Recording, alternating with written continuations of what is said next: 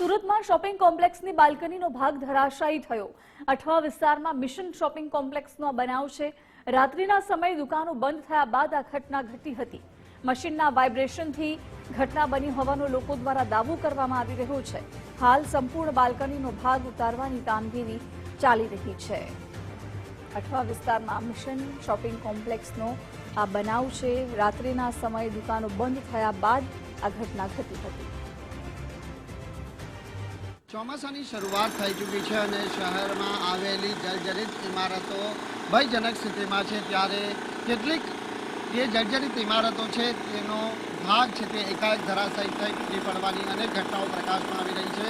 ત્યારે ગત રોજ મોડી રાત્રિના સમય દરમિયાન સુરતના અઠવા ગેટ વિસ્તારમાં આવેલી જે મિશન શોપિંગ કોમ્પ્લેક્સ છે તેનો બાલ્કનીનો ભાગ છે તે એકાએક ધરાશાયી થઈ અને તૂટી પડ્યો હતો। ત્યારે હાલ જે બાકીનો રહેલો કાટમાળ છે તે સંપૂર્ણ રીતે અહીં નીચે ઉતારવામાં આવી રહ્યો છે। અહીંના જે સ્થાનિક વ્યક્તિ આપણી જોડે ઉપસ્થિત છે તેમના જોડે વાત કરવાનો પ્રયત્ન કરીશું। આપકા નામ? अमोल भाई। अमोल भाई, जनाओ कई रीतनी घटना बनी? ये सब लोग घर पे गए थे, रात में दुकान बंद हो गया था। बाद में क्या है, रात में मेट्रो का काम होता है ना, तो बड़ी बड़ी मशीन आती है यहाँ पे, ऊपर चढ़ाया जाता है, वो वाइब्रेट होता है ना। हमको रिनोवेशन का काम कराने का ही था, इनको कॉन्ट्रैक्ट दे ही दिया था, आजकल में चालू ही करने का था पूरा, मतलब तो तैयारी था मतलब निकालने का। तो उसके बीच में वाइब्रेट हो गया, गिर गया वो। बाकी कोई जान हानि नहीं, कुछ नहीं, कोई माल सामान नहीं बिगड़ा, कोई आदमी को लगा भी नहीं है, कुछ नहीं, सब व्यवस्थित है। खाली गिर गया है वो वाइब्रेट की वजह से।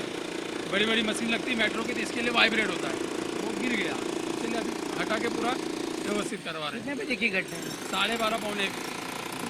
तो दुकान वगैरह सब चालू थी कि तो बंद हो गया था ना, टाइम 12 की 11:30 के बाद बंद हो गया था ना। बंद होने के बाद तो आप इधर ही दुकान मालिक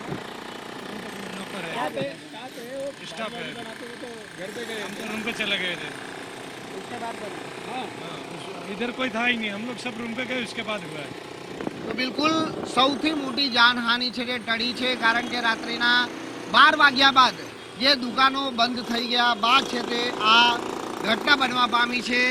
જો અહીં દુકાનો ચાલી હોત અને આ બાલ્કનીનો જે ભાગ એકાએક ધરાશાયી થયો હોત તો મોટી જાનહાનિ થવાની સંભાવના છે તે રહેલી હોત।